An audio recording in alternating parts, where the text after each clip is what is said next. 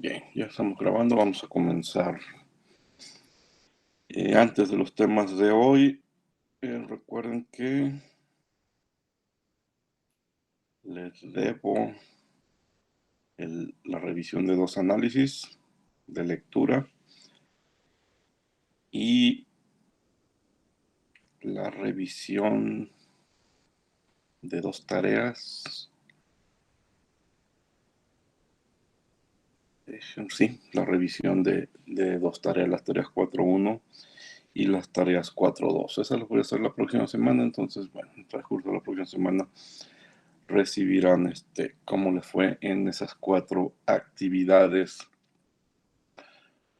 Hoy no se van a llevar tarea de cálculos o de investigaciones, quizás lo único que podrían ir adelantando es la lectura, seguir avanzando en la lectura. No tienen, si tienen tiempo, no tienen por qué limitarse al siguiente capítulo, pueden ir avanzar, pueden aprovechar y avanzar cuanto ustedes quieran, incluso pueden enviar los análisis que consideren que hayan completado, ¿sí? Lo que pueden adelantarse, eso no es ningún problema, es quizás lo único que se llevarían para estas 2 semanas. Y pues yo ponerme al día con las revisiones de los análisis de lectura y de las tareas. Bueno, también está preparado el examen. Hoy es día 26, bueno, exactamente hoy coincide, dentro de un mes tenemos examen. Dirán, es mucho tiempo, pero no se confíen. También otra buena idea sería ir preparando el examen. Recuerden que es de los capítulos 2, 3 y 4 del curso. El 4 no lo hemos terminado, el 4 hoy lo dejaremos, yo creo que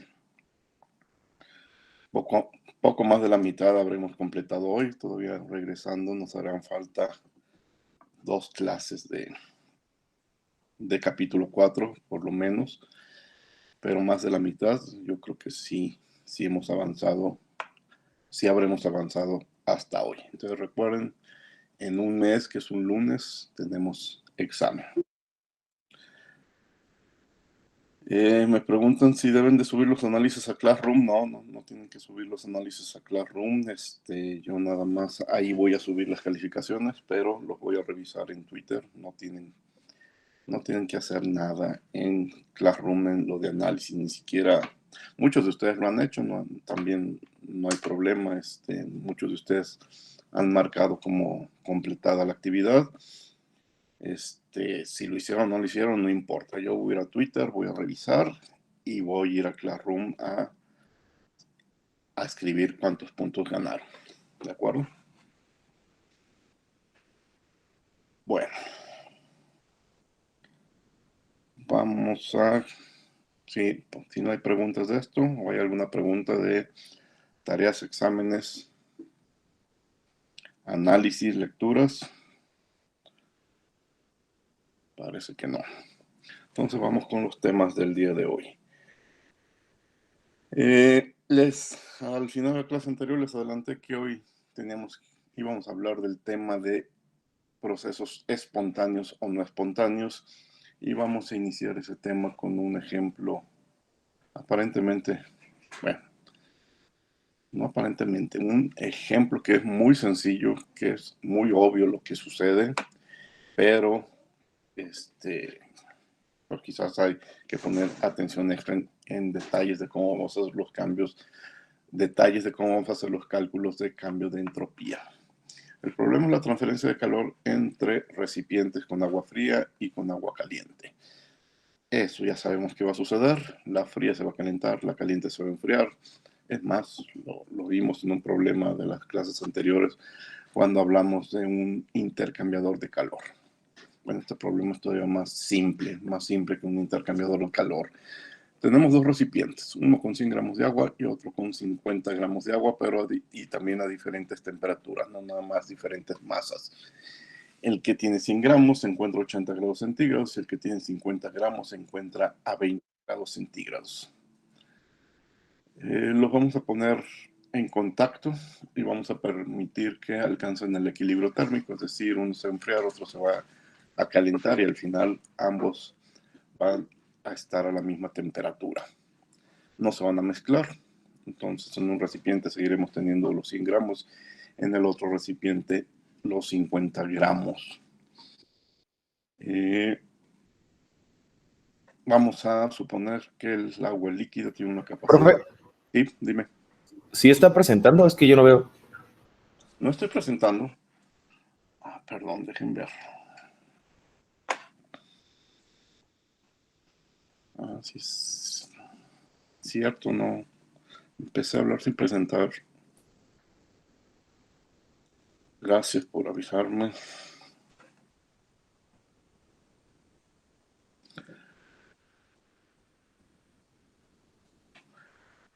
Ahora sí. Bueno, lo único que se perdieron es esta figura.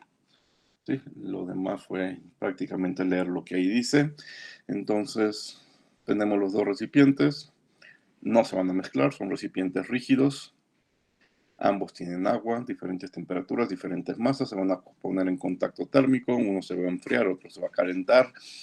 Cuando alcancen el equilibrio térmico, ambos van a estar a la misma temperatura.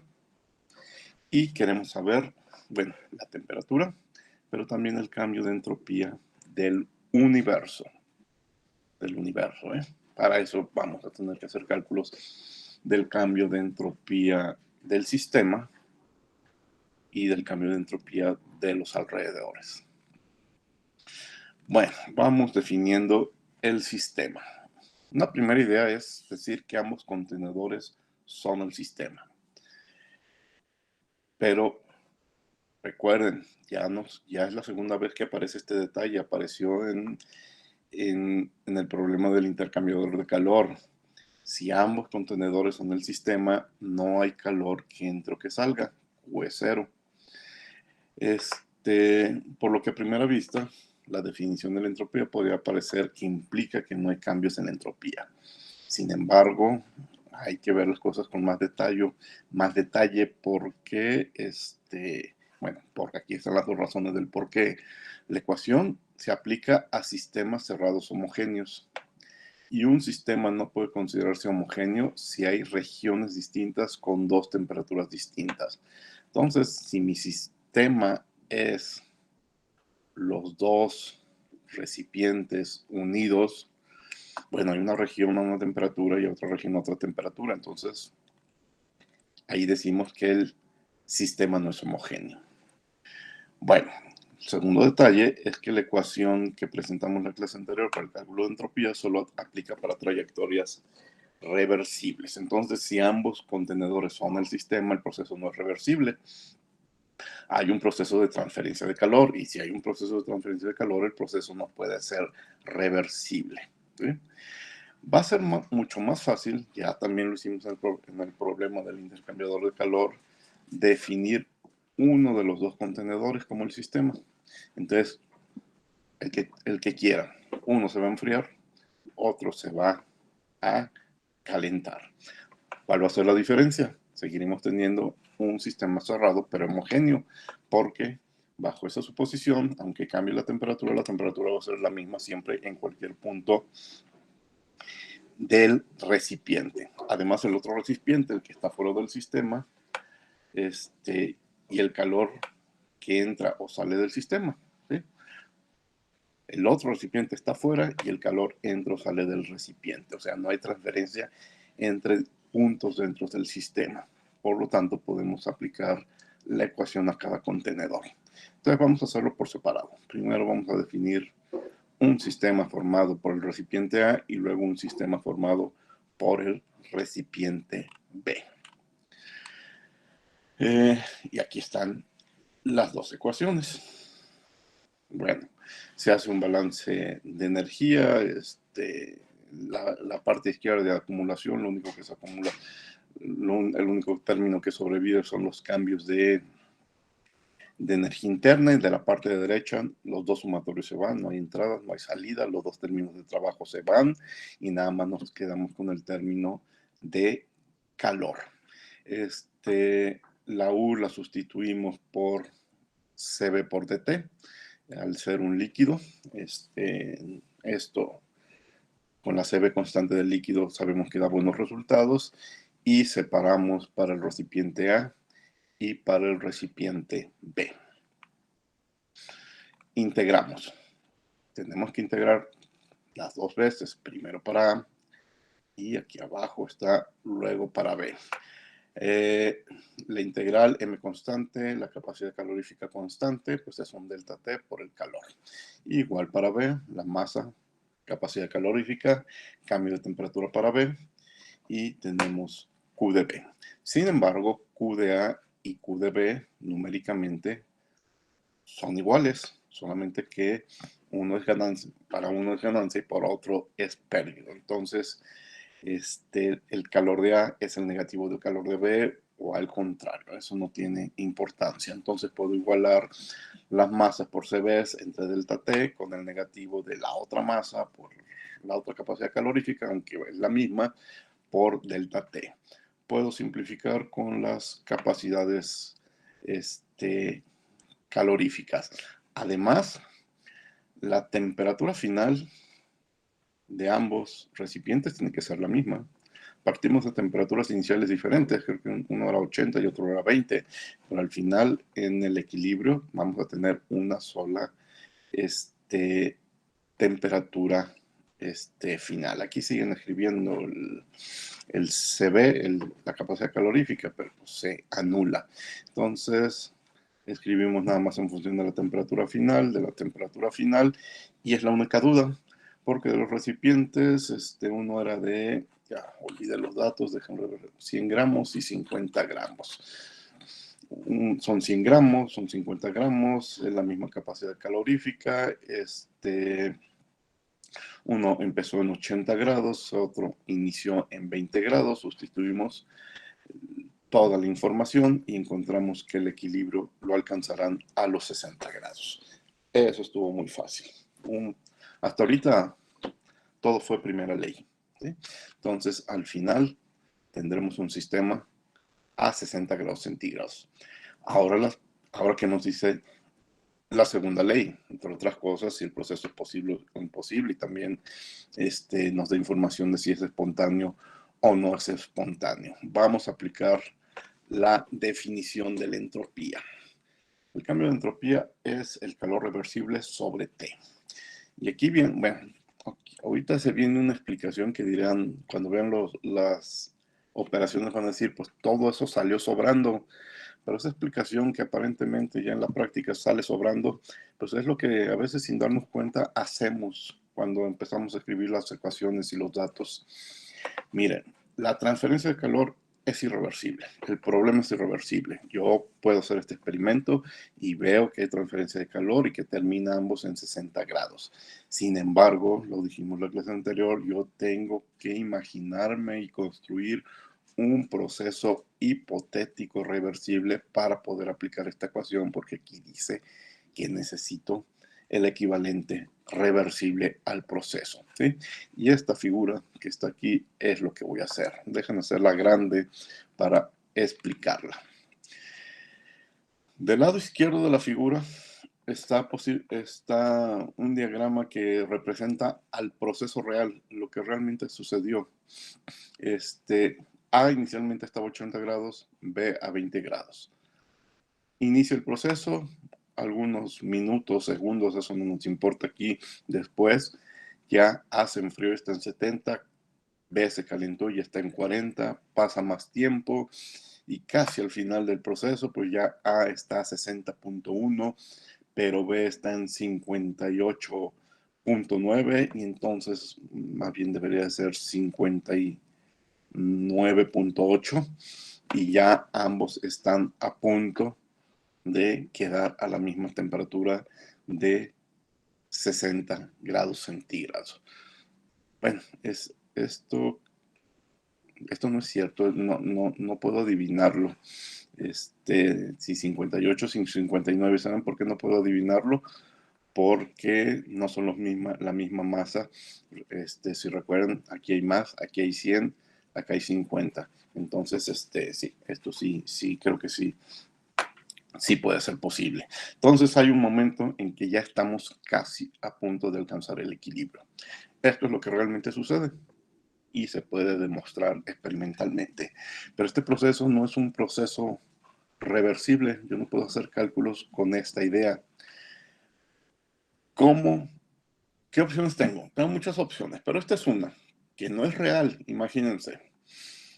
Vean la parte de B. La parte de B, porque estoy tomando ahorita B como mi sistema, es exactamente igual a la parte de B en mi proceso real. ¿Sí? B está en 20, luego está en 40 y luego estará en 58.8 a punto de llegar a 60. Pero lo hipotético está en que yo me imagine una trayectoria para A. A no es mi sistema, B es mi sistema, que haga que esto sea reversible. Entonces, me imagino que dentro de la palabra hipotética es imaginarte una trayectoria que no existe, porque cuando B está 20 y recibe un poco de energía es porque está 20.1, y cuando está 40 y recibe un infinitesimal de energía es porque A está 40.1 y cuando está ya 58.8 casi a punto de llegar a 60 es porque A está 58.9 y le pasa esa cantidad infinitesimal de energía y se va paso a paso por una serie de múltiples estados de equilibrio, microestados de equilibrio que le vamos a llamar más adelante. Esto que estoy dibujando aquí no existe, pero imagínatelo, hazle la prueba de todos los argumentos que hablamos en la clase anterior, si pasa la prueba de merecer la etiqueta de proceso reversible, y si los pasa, y haz cálculos de tu flujo de Q reversible con esta idea, dirán. ¿Va a estar muy complicado? No va a estar muy complicado. Ahorita en la siguiente diapositiva vamos a ver. Bueno, todo esto que aquí está escrito es lo que acabo de explicar. No lo voy a volver a leer, pero bueno, ahí queda escrito por si lo quieren, lo tienen que revisar de nuevo. A la hora de los cálculos, ¿cómo le hacemos para calcular esta trayectoria que es la reversible y que es la que me acabo de plantear? Bueno, vamos a sustituir el balance de energía en la ecuación de la entropía. La ecuación de la entropía dice ds por dq reversible. Esta es mi ecuación para dq entre t. Integro y entonces ds queda como una diferencia de S2 menos S1, M es constante, CB constante, y aquí me queda la integral de dt sobre t. Y el integral entre temperatura 2 y temperatura, es la logaritmo entre temperatura 2 y temperatura 1. Y sustituyo valores. ¿Para quién? Quizás aquí sustituyendo el balance de energía en la ecuación de entropía, o quizás aquí me hace falta un letrero aclarar que estoy haciendo un balance para el recipiente B, porque así lo especifico. Lo pude haber hecho para A y es más, ahorita aquí lo platicamos para A, pero en principio lo platiqué para B. Entonces sustituyo la masa de B, la capacidad calorífica, las temperaturas, pero aquí sí es muy importante, aquí no estoy haciendo cálculos de diferencias de temperatura, estoy dividiendo temperaturas, entonces el cálculo tiene que ser con temperaturas absolutas, o sea, no es lo mismo logaritmo de 60 entre 20 que logaritmo de 60 más 273 entre 20 más 273. El cálculo tiene que ser en temperaturas absolutas, si no van a tener un resultado incorrecto. Y encontramos el cambio de la entropía para el recipiente B. El recipiente B es el fluido frío, es el que se calentó, entonces el cambio de entropía es positivo. Fíjense que para el recipiente A, que ese es el que se enfrió, el resultado va a ser negativo. Los dos son parte de nuestro sistema total, unos positivos, otros negativos. Recuerden que eso no me importa, no hay problema si en alguna parte de mi proceso yo encuentro cálculos de entropía negativa. El detalle es que este menos 24 en valor absoluto es menor que ese 26 y por eso el proceso nosotros podemos comprobar en laboratorio que va, que procede, que se lleva a cabo. Bueno, repito el cálculo para A. 100 gramos, 4.2, 60 entre 80. Dirán, bueno, ¿y en qué momento en todos estos cálculos se nota que llevé a cabo esto? Bueno, y aquí les pongo no una S, sino un símbolo de integral. Estoy sumando al integrar, estoy sumando todos esos microestados y la integral es esta tan sencilla que ni siquiera la escribo, ya nomás estoy resolviendo, ¿de acuerdo? Aquí está la primera integral, aquí está la segunda integral. Ahí estoy tomando en cuenta todas esas consideraciones. Podríamos meternos en un desarrollo matemático para demostrarlo, pero también se sale de los objetivos de este día, de esta unidad. Bueno, como el proceso no tiene interacciones con nada fuera de esos dos contenedores, es decir, el sistema está bien aislado y no hay interacciones con los alrededores, entonces el cambio de entropía del universo es la suma de los dos cambios de entropía. El cambio de entropía que sufre el recipiente A más el cambio de entropía, no, creo que es el B, el cambio de entropía del recipiente B más el cambio de entropía del recipiente A. Si quieren, aquí hay un más cero, que es el cambio de entropía de los alrededores, que no lo escribimos, y encontramos el cambio de entropía del universo, 2.4. Eso 2.4 lo único que nos confirma es que el proceso es posible y que es espontáneo, algo que sin números nosotros fácilmente lo podemos corroborar haciendo el experimento, ¿sí? Este ejemplo ilustra cómo la transferencia irreversible de calor siempre implica un aumento de la entropía del universo. El calor fluye del sitio caliente al sitio frío, por lo tanto Q es negativo para la T que inicia con la mayor temperatura. En este caso aquí va a ser negativo y aquí va a ser positivo, ¿sí? Cuando un objeto a 80 grados está en contacto con un objeto a 20 grados, no se requiere de ninguna acción de nuestra parte, ninguna acción externa para que el proceso inicie. El proceso es espontáneo y predecible. Este proceso que vemos en esta figura, que es el que acabamos de calcular, es lo que llamamos un proceso espontáneo. Y estamos nosotros familiarizados, independientemente de nuestros estudios de ingeniería, con muchos procesos espontáneos que nos suceden todos los días. El proceso, y también entendemos que el proceso inverso no es posible, o sea, no podemos imaginar un proceso en el que todo el agua está inicialmente a 60. Tengo un recipiente de 100 gramos a 60 grados centígrados, tengo otro recipiente inicialmente a 60 grados centígrados, lo separo y espontáneamente uno se mueve a 80 grados y otro se enfría a 20 grados. Sabemos que eso es imposible, nos lo platican y decimos, no va a suceder. Yo entiendo eso independientemente de si se hacer o no se hacer cálculos, pero no tiene sentido el que yo separe dos recipientes a 60 grados, uno se caliente y otro se enfríe de manera espontánea, ¿sí? No es un proceso espontáneo. Que yo puedo hacer algo externo para calentar uno a 80 y enfriar otro a 20, ese es otro asunto. Pero espontáneamente, nada más por separarlos, eso no es posible. Ahora, hagan los cálculos y vamos a ver que vamos a tener, haciendo cálculos de este proceso que nos estamos inventando, un delta S del universo menor a cero.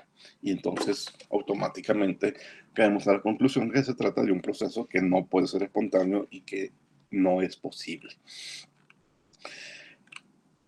No necesitamos el concepto de entropía para saber que el calor se transfiere de la zona caliente a la zona fría. Lo sabemos por experiencia que vamos acumulando desde niños y para nosotros ahora es bastante obvio.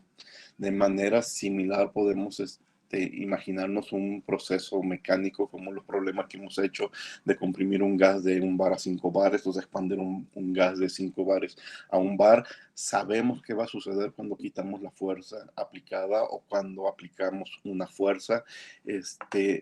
No necesitamos de los cálculos para adivinar qué va a suceder.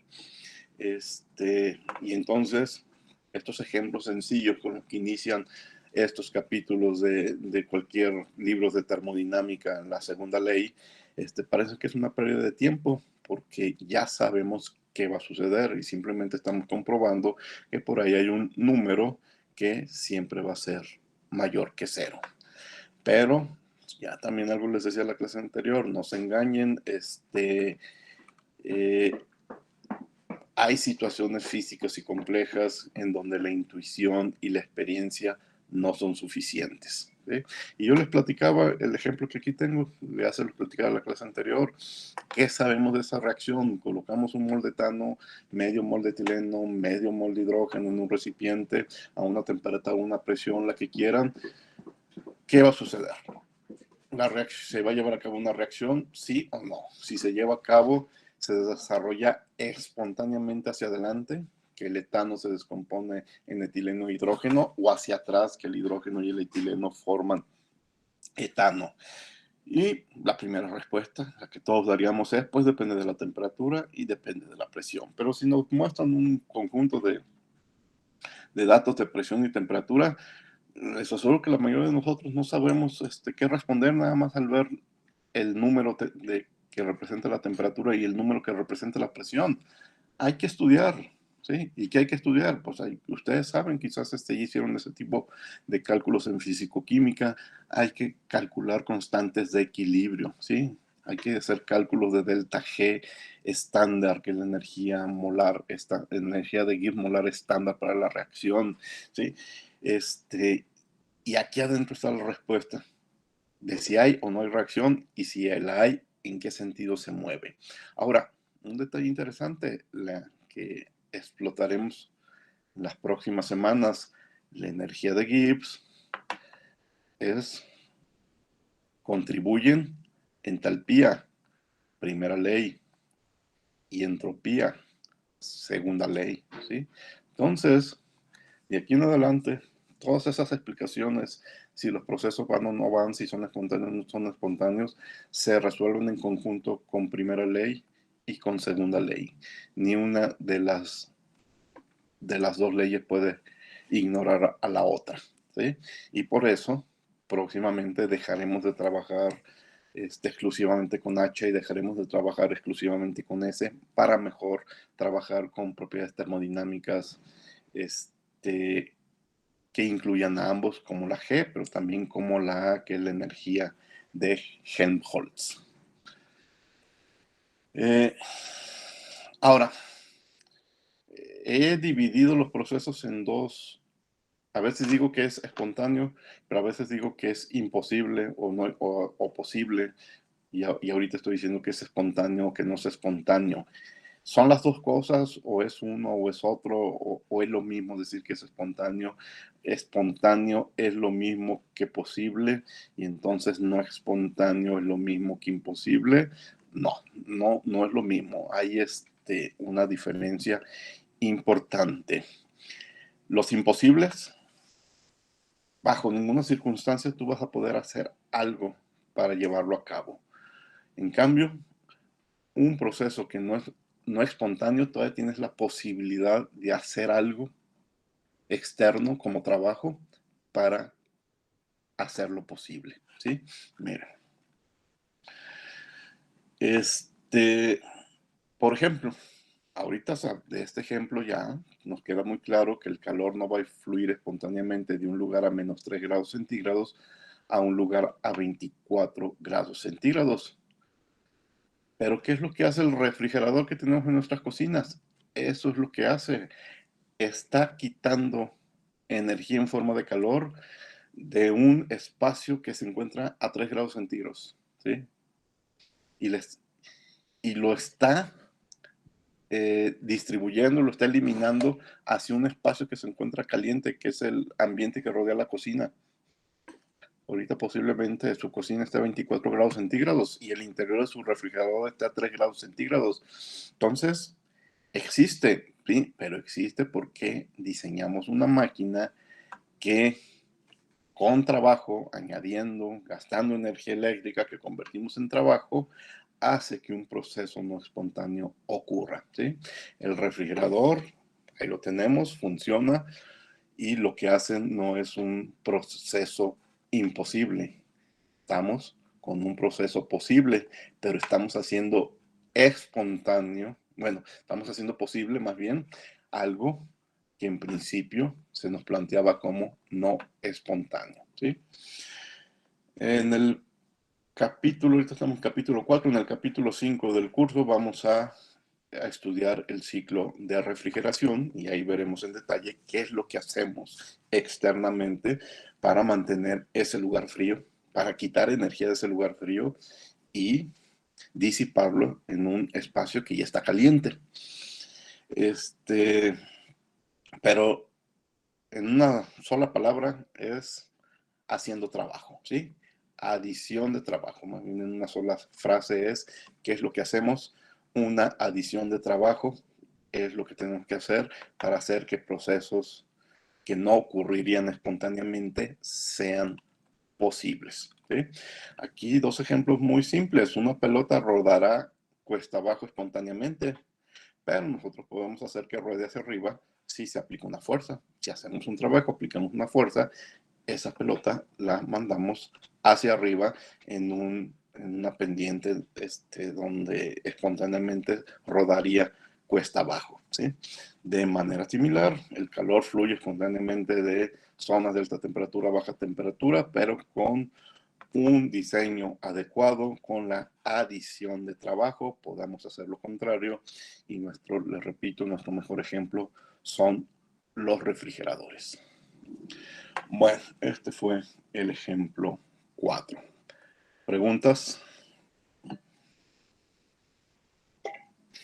No, profe. Bueno, ahora vamos a... Permítanme...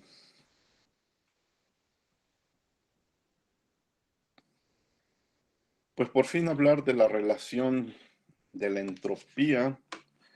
Dejen presentar otro PDF. Permítanme un segundo. Voy a quitar esto. Vamos a por fin hablar de la relación de la entropía con el desorden, de la definición microscópica de la entropía.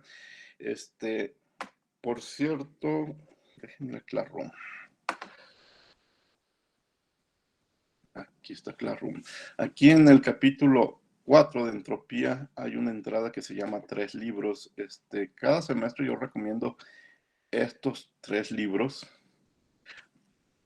uno de los cuales este semestre, pues ustedes ya están leyendo, ¿sí? Aquí está el de la entropía desvelada, que es el que estamos leyendo, de Aryeh Ben Naim. Pero siempre recomiendo otros 2 libros. Uno se llama Física de lo Imposible, de Michio Kaku. Y el otro libro es una novela que se llama Los propios dioses, de Isaac Asimov. Quizás ustedes conocen a Isaac Asimov como una persona que fue importante en la divulgación de la ciencia, pero también que fue un escritor de ciencia ficción muy importante. Bueno, y recomiendo este libro de Los propios dioses. En el capítulo que ahorita les voy a platicar de Física de lo Imposible, hacen referencia a ese libro. Dejen abrir este libro de Física de lo Imposible. Voy a conectarme con Google, con los libros de Google. No tenemos aquí el libro completo, pero podemos ver algunas páginas del libro. Y creo que por lo menos me va a permitir revisar la parte que les quiero comentar. Sí, es esta. Miren, este libro, Física de lo Imposible, se llama precisamente Física de lo Imposible porque analiza fenómenos físicos que hoy en día son imposibles, ¿sí? Imposibilidades que aparecen muchas veces más bien en películas, ¿sí? Como que son temas de ciencia ficción y que las vemos en películas y decimos, bueno, eso no es posible, violan leyes de la física, y no creemos, y en general creemos que eso es imposible, que es nada más tema de películas. Y analiza diferentes imposibilidades, pero el autor las divide en tres tipos de imposibilidades y les llama categorías. La primera parte del libro analiza lo que llaman las imposibilidades de primera clase y les leo. Son tecnologías que son hoy imposibles, pero que no violan leyes de la física conocida, que podrían ser posibles en este siglo o en el próximo, ¿sí? Y habla de teletransporte, de motores de antimateria, de ciertas formas de telepatía, de psicoquinesia y de invisibilidad. Dejen ver si puedo ver el índice. Bueno, sí, sí puedo ver el índice, pero no. Bueno, dejen repasar el índice. La sección 2 es agradecimiento, la sección 3 es campos de fuerzas. Campos de fuerzas entran en esa categoría 1, invisibilidad también, fáseres y estrellas de la muerte, teletransporte, telepatía, psicoquinesia, robots, que es algo más obvio hoy en día, extraterrestres y ovnis, ¿sí? Naves estelares. Hay muchos temas, hasta ahí podemos ver ahorita, muchos temas que entran en la categoría 1, ¿sí?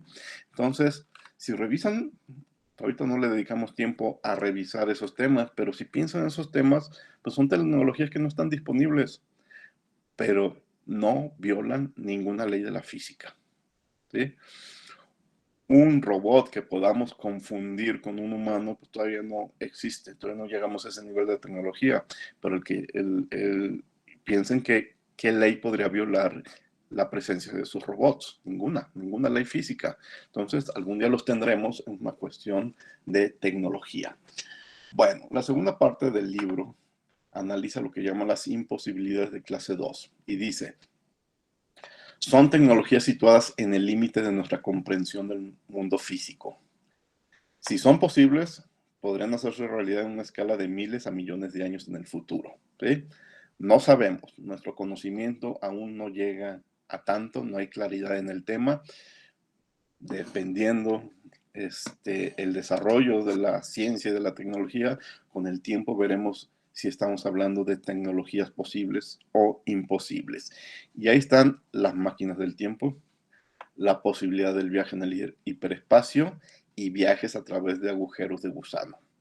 Todos esos tres temas los hemos visto en películas, ¿sí? Máquinas del tiempo, desde Volver al Futuro, posibilidades de viaje en el hiperespacio, en Star Wars, en Avengers, mucha ciencia ficción habla de eso, y viajes a agujeros de gusano, igual pienso ahorita en las series de Star Wars y en Avengers.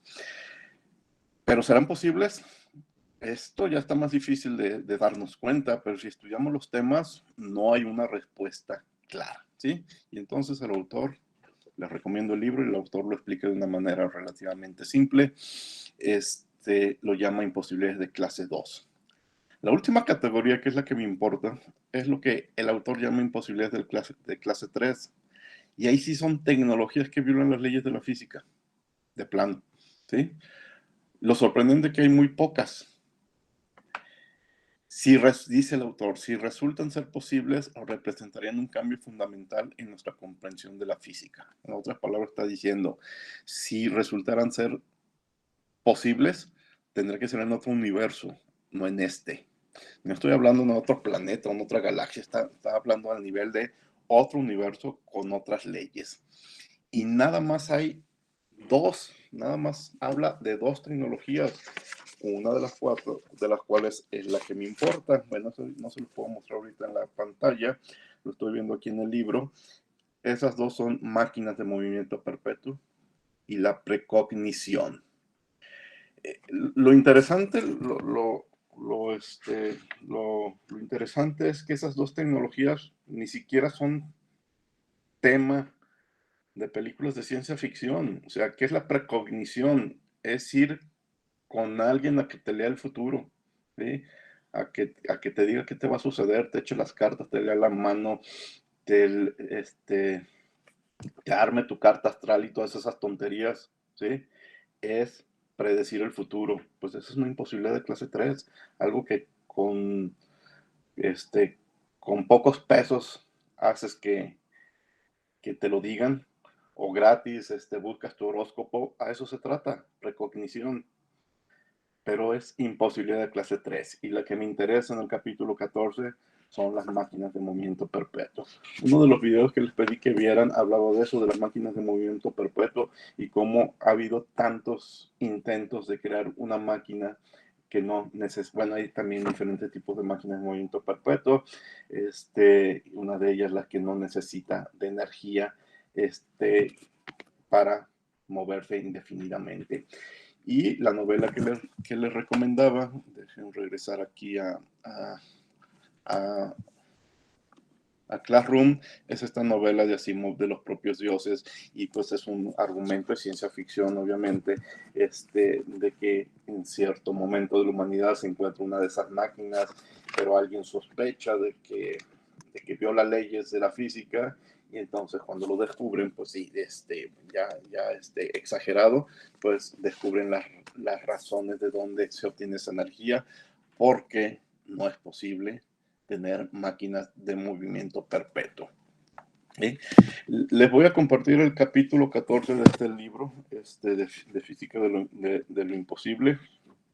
Se llama así, Máquinas de Movimiento Perpetuo, y está muy interesante. Es un capítulo relativamente corto, como unas 20 páginas, e inicia describiendo lo que sucede en esta novela. Bueno, el otro libro que siempre recomiendo es el de Entropía Desvelada, pero pues este semestre decidí que en vez de que quedara en la recomendación, mejor fuera nuestra lectura del semestre. Bueno, en lo que llevamos de la lectura, ya todos terminamos el prefacio, el capítulo 1, el capítulo 2, nos hemos dado cuenta por dónde va la explicación, ¿sí? Dejen ver si puedo ver el índice. Bueno, una parte del índice, dejen ver la sección 6. No lo puedo ver, pero pues si acá tengo el libro, dejen abrirlo. En el capítulo 2 que fue algo pesado, fue mucha información sobre las matemáticas, las teorías de la probabilidad y los fundamentos de la teoría de la probabilidad, ¿sí? El que vamos a empezar a leer ahora las próximas semanas tiene que ver con jugar a los dados. Y jugar a los dados va a ser el principio de entender lo que después será jugar con el número de moléculas que forman un sistema. Antes de regresar al tema, bueno, aquí está el libro, nada más quería confirmar el nombre de los siguientes capítulos. Ahorita vamos a empezar a leer el capítulo que se llama Jugando con dados reales, y luego el capítulo 4 es Jugando con dados simplificados, y ahí se hará la conexión con lo que llaman una apreciación preliminar de la segunda ley. Entonces, a partir de jugar con los dados, como el autor nos va a ayudar a conectar con la segunda ley. Bueno, antes de continuar con los temas, y ahorita van a ver que tiene sentido con lo que vamos a seguir platicando. Por aquí tengo un programa. Dejen encontrarlo. Aquí está. Un programa que hice para jugar a los dados. Se los voy a también a compartir para que cuando vayan leyendo, según vayan leyendo el libro, ustedes pueden ir jugando con los dados y comprobar muchas de las cosas que va diciendo el autor, porque vamos a jugar con los dados, pero hay experimentos que implican jugar una cantidad importante de veces. Dejen abrirlo con este programa rápido.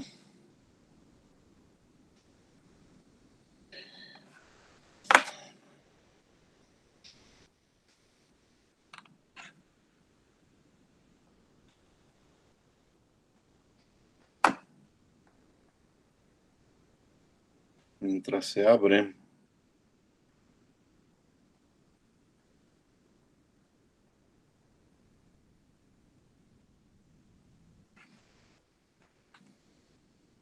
dejen también acomodar el PDF que vamos a estar revisando.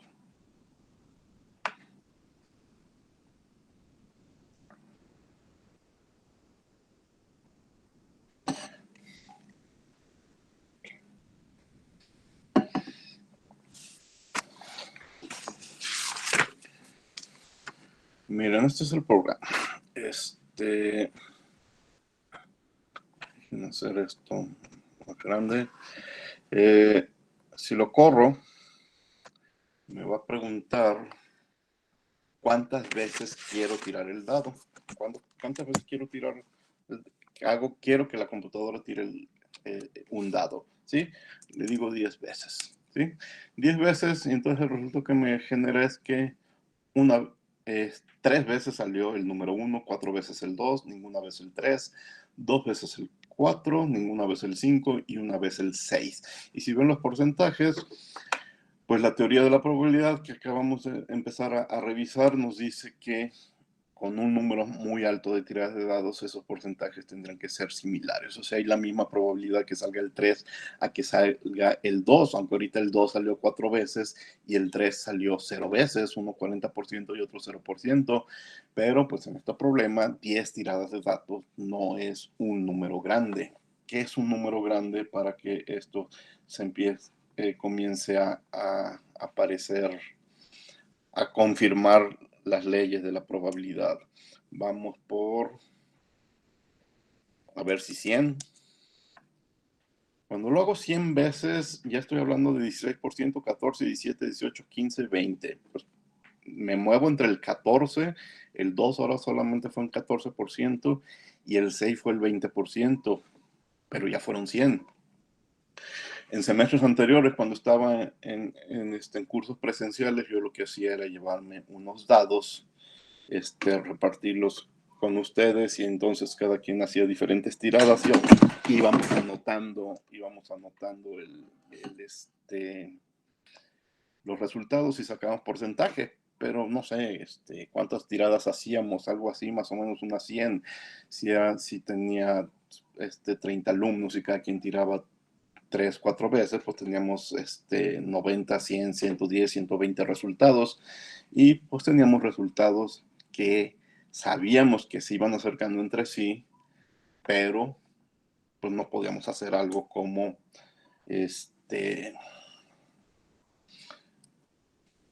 tirar.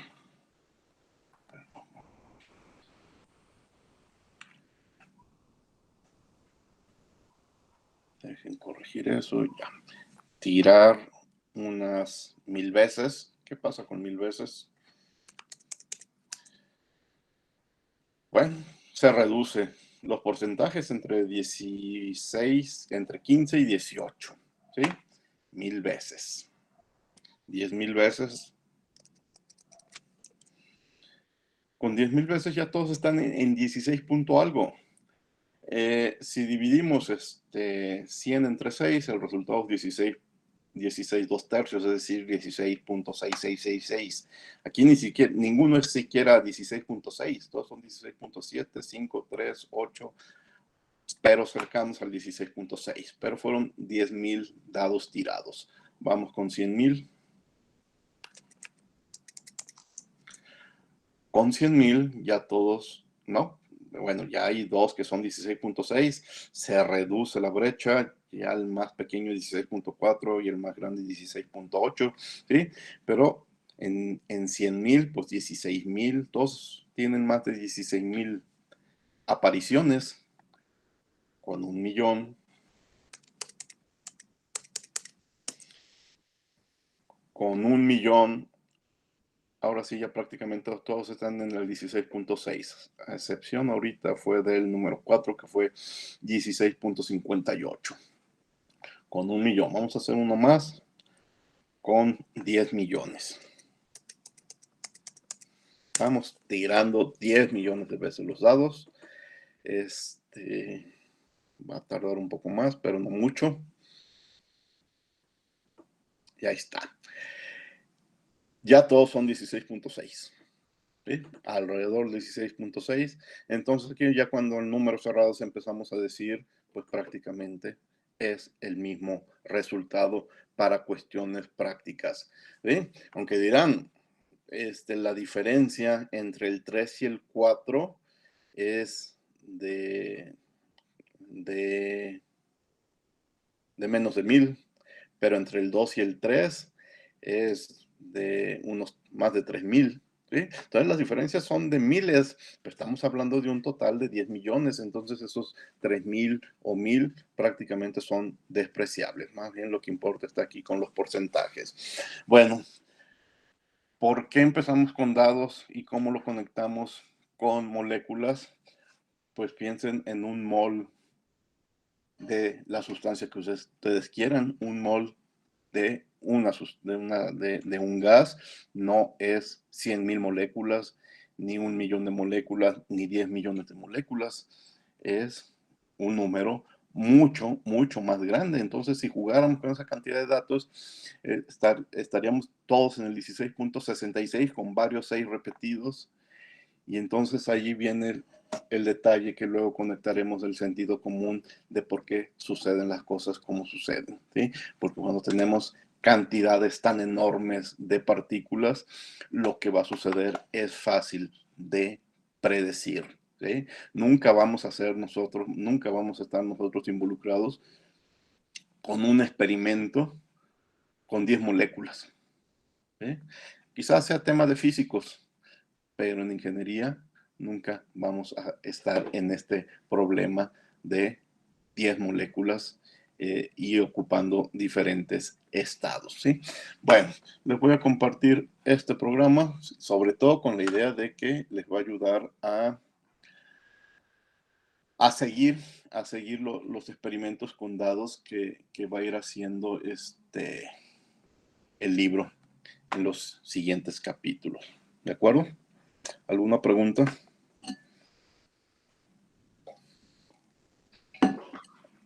No, profesor. Entonces, esto nos sirve de pretexto para empezar a contestar preguntas aquí está la pregunta, de la relación de la entropía con el desorden. ¿Sí? La entropía, leemos en muchos libros que es una medida del desorden, pero también en ingeniería química para nosotros hemos dejado muy claro que nos importa la entropía como una medida del trabajo perdido. ¿Qué relación hay entre que el mismo parámetro mida desorden o mida el trabajo perdido? ¿Sí? Miren, vamos viendo por qué se relaciona la entropía con el desorden.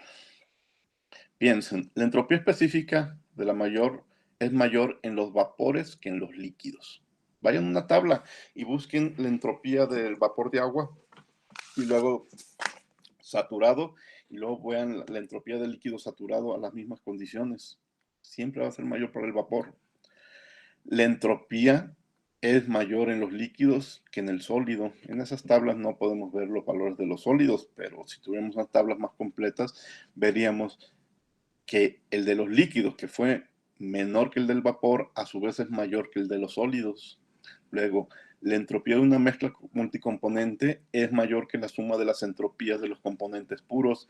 Si yo mido la entropía de una muestra de aire y yo mido la entropía bueno, una muestra de aire, sí, y una muestra de metano, veo dos números. Si mezclo ese aire con ese metano y mido la entropía de esa mezcla, la entropía de esta mezcla va a ser mayor que la suma de las entropías individuales, siempre.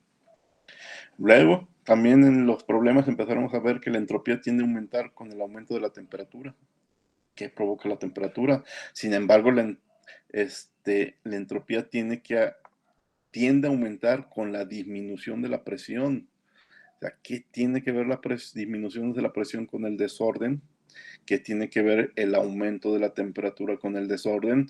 Quizás piénsenlo con gases y la temperatura aumenta la energía cinética de los gases, aumenta el movimiento, la presión compacta las moléculas y disminuye el desorden. Posiblemente por ahí podríamos empezar nuestras ideas, ¿sí? Entonces, empezamos a ver que a nivel molecular sí hay una relación de la entropía con el desorden. Pero, ¿qué tan obvia es la noción cualitativa que tenemos del orden contra el desorden? Es decir, ¿cómo yo puedo medir orden y desorden a nivel molecular? Miren, vean estos dos sistemas. Yo puedo tener vapor de agua, vapor sobrecalentado de agua a 10 bares, 200 grados centígrados, y tiene una entropía de 6.694, ¿sí? Sin embargo, podría tener otro sistema que es vapor saturado en equilibrio con líquido saturado, 89% de vapor, 11% de líquido. Y aquí sería la pregunta, ¿crees que el sistema B es más ordenado porque tiene algo de líquido o los líquidos están más ordenados que los vapores? Aquí hay algo que no es tan obvio. De esta lista de hechos fácilmente comprobables que escribí, aquí hay dos hechos contradictorios. La parte líquida es más ordenada que la parte vapor, ¿sí? Entonces, si aquí tengo solo vapor y aquí tengo algo de líquido, espero que la entropía de este sistema sea menor. Sin embargo, aquí tengo una mezcla, ¿sí? Y la mezcla o mantener el equilibrio cuesta energéticamente. Entonces, el tener mezclas aumenta la entropía. ¿Qué es lo que domina aquí? Que tenemos parte líquida que favorece a menores entropías o que tenemos una mezcla que aumenta la entropía, ¿sí?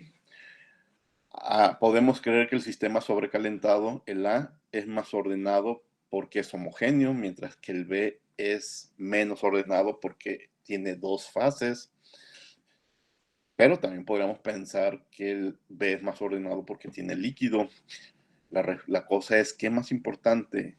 ¿Tener diferentes fases o las diferencias de presión o de temperatura? La respuesta es, no podemos adivinar. Son sistemas ya algo complejos y tenemos que hacer cálculos. Y el autor, de donde sale este ejemplo, el autor lo eligió porque cuando hace los cálculos, los dos sistemas tienen la misma entropía específica.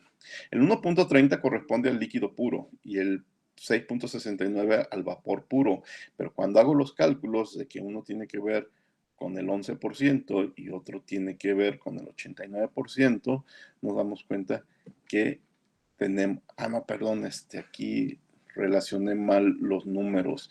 El 6.69 es del sistema. A la hora de hacer cálculos, este 89 lo tengo que relacionar con este 7, ¿sí? Y cuando hago los cálculos, saco un 6.69 que es igual a este punto 6.69 del otro lado. Entonces, los dos sistemas tienen la misma entropía específica, pero no lo podíamos adivinar, ¿sí? Entonces necesitamos una teoría que nos ayude a calcular. Y eso es la segunda ley. Bueno, ahora, ese es el por qué, o el por qué tenemos que estudiar entropía y cómo lo relacionamos con el desorden molecular. Pero necesitamos una definición microscópica de la entropía, ¿sí? Y empezamos a jugar con moléculas, así como empezamos a jugar con dados, porque es más fácil. Ya después tenemos que jugar con moléculas. Y aquí una pregunta: ¿cómo podremos describir las posiciones de estas moléculas? Alguien decían, pues vamos a dividir el espacio en un cuadrante y decir dónde están ubicadas, ¿sí? O vamos a dividirla en un número diferente de espacios y vamos a describir dónde están ubicadas. Bueno, lo más sencillo en principio es dividir. La aplicación más sencilla es cuando dividimos en 4 regiones. Región de volumen igual, y es la región 1, la 2, la 3 y la 4, ¿sí? Entonces, hay 64 maneras diferentes de acomodar 3 moléculas, ¿sí? 2 y 1, ¿sí? 2 y 1 y 2 y 1, pero fíjense que aquí está la molécula 1 y la molécula 2, y luego mandamos al otro lado la molécula 2 y pasamos del primer lado la molécula 3, ¿sí? Entonces, si las moléculas tuvieran nombre o tuvieran identificador, hay 64 formas de acomodarlas. Y eso es lo que llaman en termodinámica, existen 64 microestados, ¿sí? Pero luego hay que detenernos en el detalle de que las moléculas pues, no están etiquetadas, no tienen nombre, y entonces una molécula es prácticamente indistinguible de otra. Entonces, en realidad, estos 3 microestados no son diferentes entre sí, básicamente son el mismo, porque yo no sé distinguir moléculas del mismo tipo. Me da lo mismo que aquí esté la 3 o que esté la 2 o que esté la 1. Si nos limitamos limitamos ese detalle, si a la respuesta son estos 3 microestados realmente diferentes entre sí, lo contestamos y decimos que no son realmente diferentes en sí, entonces en vez de tener, ¿cuántos había dicho? 64 distribuciones diferentes, pues tendríamos nada más 20. ¿Sí? Entonces, en un problema con 3 moléculas en 4 regiones, vamos a tener solamente 20 macroestados, ¿sí? Si a los 64 le llamamos microestados, a estos 20, porque no podemos distinguir las moléculas, les vamos a llamar macroestados. Y aquí están 2, 4, 6, 8, 10, 12, 14, 16, 18. Ahí están los 20. Las diferentes formas, no me importa si es la molécula 1, 2, 3 o 4, simplemente tengo 3 en la misma región, o 3 en la región 2, o 3 en la región 3, o 3 en la región 4, ¿sí?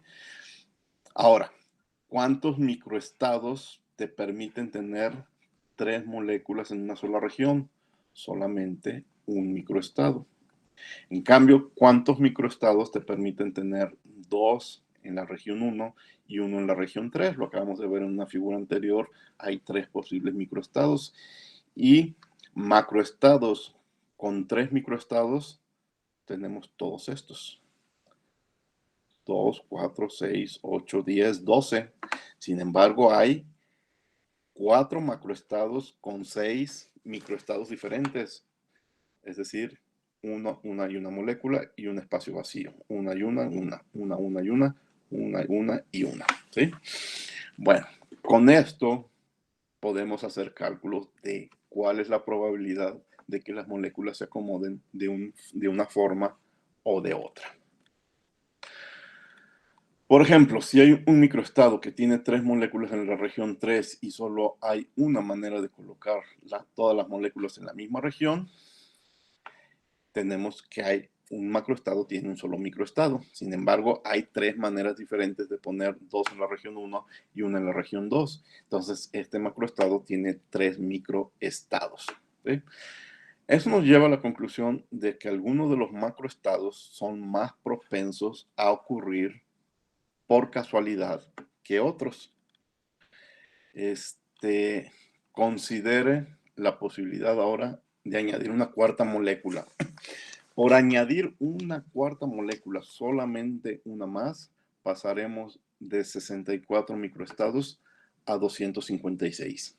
Sin embargo, sigue habiendo solamente una posibilidad en la que todas las moléculas se acomodan en la región 1, que las 4 estén en la región 1. Sin embargo, hay ya no 6 maneras diferentes, sino 24 maneras diferentes de poner exactamente una en cada región. El detalle es, de nuevo, si estamos hablando de moléculas, ¿cuándo voy a hacer experimentos con 4 moléculas o con 3 moléculas? ¿Qué pasa si tuviéramos más moléculas? ¿Sí? Si jugara con 8 moléculas, el número de microestados aumenta a 65.536. Con 100 moléculas, ya estamos hablando de un número por 10 a la 60 microestados. ¿Sí? Sin embargo, el número de microestados en el cual todas las moléculas son las mismas, todas las moléculas están en una sola región, sigue siendo 4. 4, 4, 4, 4. Es decir, la fracción de microestados que permiten que todas las moléculas se acomoden en una sola región, vean cómo va disminuyendo. La posibilidad de que las 100 moléculas se acomoden en una esquina es de por 10 a la menos 60. Por eso nunca va a suceder. ¿Sí? Estamos hablando de yo hago llegar un gas a un recipiente. ¿Cuál es la probabilidad? Un recipiente horizontal, porque no haga efectos de la gravedad. ¿Cuál es la probabilidad de que todas las moléculas se acomoden en una esquina del recipiente y dejen el resto del recipiente vacío? ¿Sí? Si son nada más 100 moléculas, la probabilidad es de por 10 a la menos 60. No hay ninguna ley física que les impida a las moléculas acomodarse en una sola región. Solamente que la probabilidad de que eso sucede es prácticamente cero. ¿Sí? Y estoy hablando de 100 moléculas. No estoy hablando de un mol de aire, que implica 10 a la 23. ¿Cuánto es un mol de aire? 28 gramos de aire. O sea, también vean en ingeniería química, cuando trabajamos con aire, ¿qué experimento hacemos con 28 gramos de aire? ¿No? Nosotros tenemos procesos en donde movemos kilos o toneladas de aire. ¿Sí? ¿Cuál es el volumen de un mol de aire? 22 a 0 grados centígrados, 22.7 litros. ¿Sí? Entonces, estamos hablando de una cantidad de aire nada difícil de encontrar en nuestros experimentos y hasta pensaría que muy pequeña. ¿De acuerdo? También en nuestros experimentos, pues generalmente estamos manejando gases a presiones mayores para tener espacios menores. Entonces, nuestra discusión sobre los microestados y los macroestados se relacionan con la idea de espontaneidad, ¿sí? Espontáneamente, ¿cuál es la posibilidad de que exista eso? ¿Sí? Tal vez puedas imaginarte que todas las moléculas del aire de una habitación, por coincidencia, se muevan a una cuarta parte de la habitación al mismo tiempo, dejando las otras tres cuartas partes vacías, ¿sí? Tal evento tiene una frecuencia pequeña, pero no insignificante, cuando solamente hay 3 moléculas, el 1.6%. Pero imagínense cuando tenemos 10 a la 25 moléculas. Entonces, ¿qué nos dice el sentido común? Que las 10 a la 25 moléculas se van a acomodar, como los dados, de manera uniforme en las 4 partes. 10 a la 25 podría implicar que en un lado tengo miles o millones de moléculas más que otra, pero esos miles o millones comparadas con el 10 a la 25 son totalmente despreciables. ¿Sí? Entonces, los únicos macroestados que tienen la posibilidad realista con tantas moléculas son aquellas en las que las moléculas están aproximadamente distribuidas uniformemente en las 4 regiones. ¿Sí? Realistas, aquí es cuando el autor de la entropía desvelada nos habla de que al final la respuesta va a ser una respuesta de sentido común. Este ejemplo lo estamos haciendo con dados que son objetos físicos fáciles de entender. Lo estamos haciendo con moléculas, estamos pensando en moléculas porque también son objetos físicos que son más fáciles de imaginar, pero la misma historia la podríamos platicar con energía, ¿sí? Podríamos hablar no de paquetes de energía, sí, de distribución de paquetes de energía, y llegaríamos a la misma conclusión, ¿sí? La energía se distribuye uniformemente a través de, quizás no estamos hablando de regiones, pero también se distribuye uniformemente de acuerdo a un proceso realista. Bueno, cuando todas esas ideas se llevan a las matemáticas, pues el trabajo que hizo Boltzmann, encontramos una ecuación para la entropía diferente a nuestra ecuación útil en ingeniería química. Esta es la ecuación para la descripción microscópica de la entropía, que nos dice que la entropía en un sistema es directamente proporcional al número de microestados correspondientes al macroestado, ¿sí? Bueno, nos dice que es directamente proporcional. Pero nosotros la podemos convertir en ecuación cuando encontramos una constante de proporcionalidad, y esa constante de proporcionalidad es la que conocemos como la constante de Stefan Boltzmann. En este curso no vamos a utilizar esa ecuación para hacer ningún cálculo de cambio de entropías. Para nosotros, que estamos interesados en pérdidas de trabajo, la ecuación anterior con el calor, con la dq de la trayectoria reversible, es suficiente. Hay una relación entre dq reversible y temperatura con esta otra descripción microscópica. Sí la hay, pero también eso sería objeto de estudio en un curso de termodinámica estadística y no un curso de termodinámica clásica, ¿sí? Aquí vamos a utilizar la primera ecuación, pero sí es interesante, sí es importante, la explicación microscópica de la entropía nos ayuda a entender las cosas. También nos sirve para medir la entropía a escala absoluta. Ese es otro detalle interesante. Para medir entropías necesitamos un punto de referencia, y ese punto de referencia lo hemos puesto en lo que llamamos un cristal perfecto. Ahorita hablamos de ese cristal perfecto donde la entropía es cero en la temperatura de cero absoluto. También de esta idea sale la tercera ley de la termodinámica, o el postulado de Nernst, que nos afirma que no se puede alcanzar el cero absoluto en un número infinito de etapas. Al llegar al cero absoluto, cualquier proceso de un sistema físico se detiene, y al llegar al cero absoluto, la entropía alcanza el valor mínimo y constante. ¿Qué es un cristal perfecto? Un cristal perfecto sería aquel que no tiene defectos, ni impurezas, ni átomos faltantes. Porque un cristal así no tiene entropía. Piensen en esta celosía que está formada es un cubo de 10 por 10 por 10 moléculas. Aquí lo vemos con más detalle, ¿sí? Yo no puedo distinguir esta molécula de esta otra, ¿sí? Para mí es lo mismo. No tienen ningún defecto, y no hay forma física posible de distinguir una de otra. No hay espacios vacíos, ¿sí? Aquí hay 1000 átomos indistinguibles en un cristal. Entonces, solo hay un microestado porque cada punto es idéntico. Si solamente hay un microestado, una constante por el logaritmo de 1 nos da 0, porque el logaritmo de 1 nos da 0. Entonces, tengo un caso ideal extremo de entropía 0, y es el que muchas veces se utiliza como punto de referencia. Imagínense que hubiera un pequeño defecto, ¿sí? Si de estos 1000 átomos tuviéramos solamente uno defectuoso, uno que pudiéramos identificar, ¿sí? Entonces tenemos 999 átomos indistinguibles, y eso pasamos de un microestado a 1000 porque este átomo defectuoso podría estar aquí, o podría estar aquí, o podría estar aquí, o podría estar aquí, podría estar en 1000 posiciones diferentes.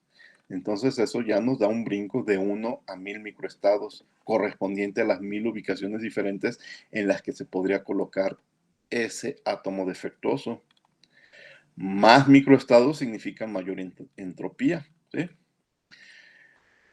Bueno, la siguiente pregunta que a veces nos hacemos es ¿por qué el cristal debe de estar en cero absoluto para tener entropía cero? Dirán, ¿por qué no es suficiente en que sean indistinguibles? ¿Por qué aparte el estado de referencia tiene que estar a temperatura cero? ¿Sí? Si no hay alguna posibilidad de una configuración diferente. Hay que recordar que los átomos y las moléculas no son estacionarios, ni siquiera en un sólido. Hay movimientos de vibración importantes. Entonces podría haber diferencias en los movimientos de vibración y en teoría solo en el cero absoluto esos átomos estarían con cero movimiento molecular. Y entonces es un punto teórico en el que decimos que la entropía absoluta es cero y de ahí en adelante todo se puede medir y toda configuración posible tiene una entropía diferente a cero. Bueno, debido a esta tercera ley de la termodinámica, los valores de la entropía estándar de los libros de referencia pueden expresarse en una escala absoluta en lugar de tener que usar diferentes estados de referencia arbitrarios como lo hacemos con la energía interna o con la entalpía, ¿sí? Pero quise nombrar eso porque también se conecta con la importancia de la tercera ley de la termodinámica. Recuerden que los libros de termodinámica hablan de una ley 0, de la ley 1, de la ley 2, de la ley 3, pero ya en la práctica, en el curso, básicamente nos limitamos a la 1 y a la 2. Y sí es cierto, 1 y 2 son los que dominan los procesos, pero esta es la pequeña contribución que hace la tercera ley de la termodinámica al tema. Bueno, preguntas, porque vamos a dejar atrás esa descripción microscópica de la entropía. No vamos a volver a meternos en esos temas. ¿Hay alguna pregunta?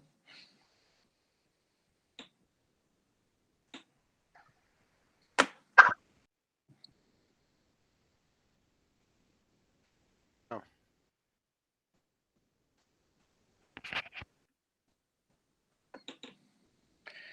Ya casi por último el día de hoy, pues vamos a ver qué es lo que sigue entonces. Nos vamos a quedar entonces con la definición matemática de que la diferencia de entropías es un integral del estado inicial al estado final de la trayectoria del calor reversible entre la temperatura. Eso se define por un sistema cerrado y homogéneo, y solamente es directamente aplicable a procesos reversibles, pero vamos a ver en los ejemplos que lo vamos a estar aplicando y utilizando en todo tipo de ejemplos. Sin embargo, no es suficiente esta definición para resolver un problema que sea un sistema abierto o que incluya procesos irreversibles. Aparte de tener en cuenta esta definición matemática de la entropía, necesitamos hacer balances de entropía. Así como hicimos balances de energía, vamos a tener que hacer balances de entropía con un detalle interesante. Una ecuación de balance es la acumulación es igual a las entradas menos las salidas más la generación menos el consumo. Cuando yo hago balance de mi cuenta en el banco, veo cuántas entradas tuve por sueldos, cuántas salidas porque saqué dinero en el cajero, qué generación tuve porque gané por intereses, qué consumo disminuyó mi cuenta porque me cobraron comisiones, ¿sí? Eso sucede con el dinero y veré si al final del mes tengo más o menos. Pero en energía no, en energía y en masa la acumulación nada más era por entradas y por salidas y no era posible la generación ni el consumo ni de masa ni de energía. En entropías, ¿qué va a pasar? Pues la entropía se genera, no se consume, pero sí se genera, ¿sí? Entonces, ahora en los balances de entropía vamos a ver que el término de creación va a aparecer. ¿Y cómo lo vamos a escribir? Vamos a incluir un término que diga S gen por entropía generada. Y ese término es el que vamos a tener que incluir en esta parte de nuestros balances, porque si aumentó o disminuyó la entropía en mi sistema es porque entró o salió masa de mi sistema. Así como decía, entra masa, entra con su energía, ahora entra masa, entra con su entropía. Sale masa de mi sistema y se lleva su energía, pues también se lleva su entropía. Pero aparte, lo que haya sucedido genera entropía y nunca va a haber consumo. Entonces se quedan los términos de entrada y salida porque con los flujos de materia entra o sale entropía a nuestros sistemas. También la entropía se va a ver afectada por la transferencia de calor. Si se añade calor al sistema, entonces estamos añadiendo entropía. ¿Y el trabajo? No, el trabajo no. Ya veremos en los ejemplos que el trabajo no añade entropía a nuestro sistema o no quita, solo el calor. Entonces, ¿cómo va a quedar nuestra ecuación de balance de entropía? Cuando yo esté analizando un proceso y haga un balance de entropía, voy a ver si hay acumulación o no de entropía. La entropía no tiene clases como la energía, que aquí luego se dividía en energía cinética, potencial y cinética. No, es la entropía seca. ¿Se acumuló, sí o no? ¿Cambió respecto al tiempo, sí o no? ¿Por qué? Porque entró una corriente de masa o varias corrientes de masa y aportaron su entropía. Perdí porque salieron algunas corrientes másicas de mi sistema y se llevaron su entropía. Gané o perdí, también aquí los flujos de energía pueden ser favorable a contra, porque tuve flujos de energía y aquí estoy aplicando el Q sobre T. Aquí es donde digo que aplicamos nuestra definición que vimos desde la clase anterior. Ahora, ¿por qué el sumatorio? Porque podría tener diferentes puntos en mi sistema, puntos en el que se esté calentando, el que se esté añadiendo energía calorífica o se esté extrayendo, ¿sí? Y el proceso en general, lo que haya sucedido, va a implicar una generación de entropía, a menos que el conjunto en total haya implicado un caso reversible, entonces esto podría ser cero. Podría ser cero. En casos reales es mayor que cero y nunca es menor que cero, ¿sí? Entonces estos van a ser los nuevos balances. Aquí viene la explicación de tiempo, M masa, S testada, entropía específica, M punto flujos másicos. Las S testadas con un subíndice son las entropías de las corrientes de entrada o salida. Q punto son las tasas de transferencia de calor. Puede ser, aquí es importante, añadido o removido, y eso lleva su signo positivo o negativo. Entonces, la temperatura del sistema en el punto de la frontera donde se hace la transferencia de calor. Muy importante, una división entre una temperatura, no una diferencia de temperaturas. Entonces, el cálculo tiene que ser en una escala absoluta. Pueden usar Kelvin o Rankine, pero no pueden usar una escala relativa como los grados centígrados. Y S generada, pues, punto, pues es la tasa de generación de entropía dentro de las fronteras del sistema. Esta expresión es balance respecto al tiempo. Podríamos plantear también una ecuación independiente del tiempo. Aquí está simplemente en deltas. En vez de flujos másicos son cantidades de masa.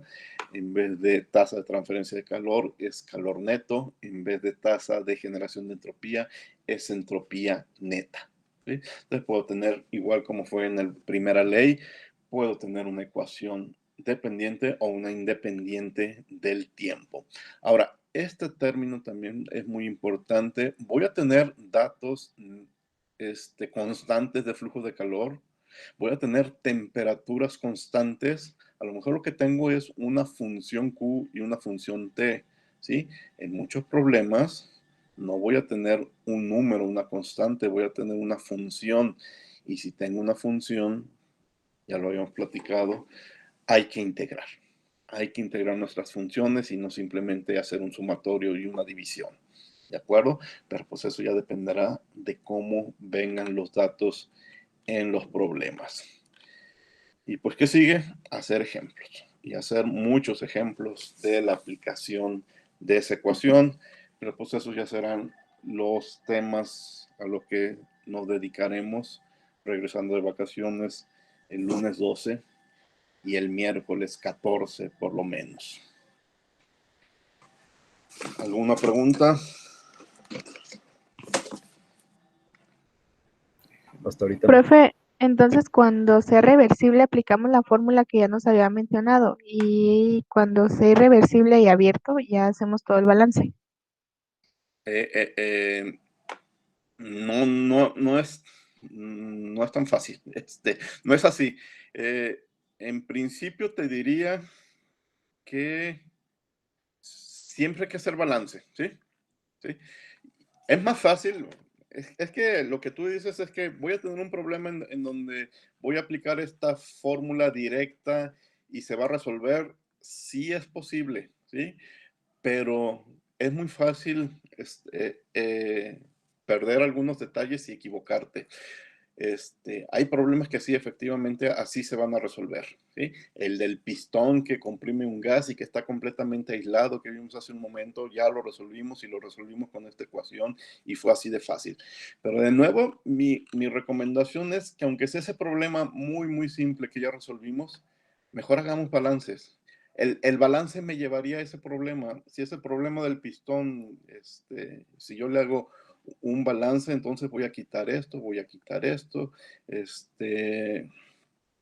y, y voy a ver que aquí no es suficiente y me voy a ir a esta parte y me voy a quedar con esta parte y me voy a quedar con esta parte y voy a llegar al mismo resultado, ¿sí? En principio sí es como tú dices, suena así de fácil, pero, pero hay problemas en el que se nos van algunos detalles y mejor hay que hacer el balance completo, ¿sí? Ya alguna vez lo platicamos con un problema que les dejé de tarea. Luego la primera intención es irse a la ecuación de gases ideales y se olvidan de la ecuación de balance. Vamos a primero acostumbrarnos a siempre hacer balance completo, aunque tachemos todo, pero siempre es preferible hacer el balance completo. ¿De acuerdo?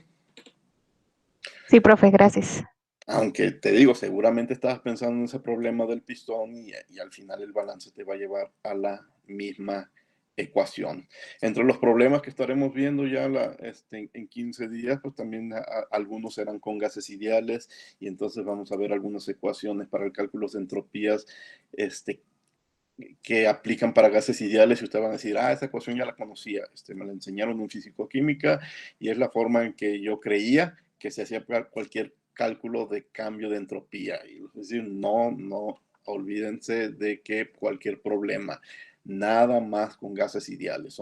Hay unas formulitas muy conocidas, muy populares, con los años me he dado cuenta que se quedan con la impresión de que resuelve cualquier problema de segunda ley. No, son ecuaciones que tendremos que ponerlo con letras mayúsculas solo para gases ideales, ¿sí? Y darle mayor importancia a las ecuaciones generales que podemos aplicar en cualquier problema. Igual, acabándose este tema, ya faltará poco tiempo para brincar a ecuaciones de estado no ideales y regresar a hacer cálculos de entropía, pero ya para sistemas no ideales. ¿Alguna otra pregunta? Bueno, estamos a punto de terminar. Les recuerdo, se llevan de tarea nada más su lectura. Ojalá aprovechen el tiempo, no hay otro tipo de tareas. Y en un mes tenemos el examen. Bueno, es todo por hoy. Dejar de grabar. Poner la grabación.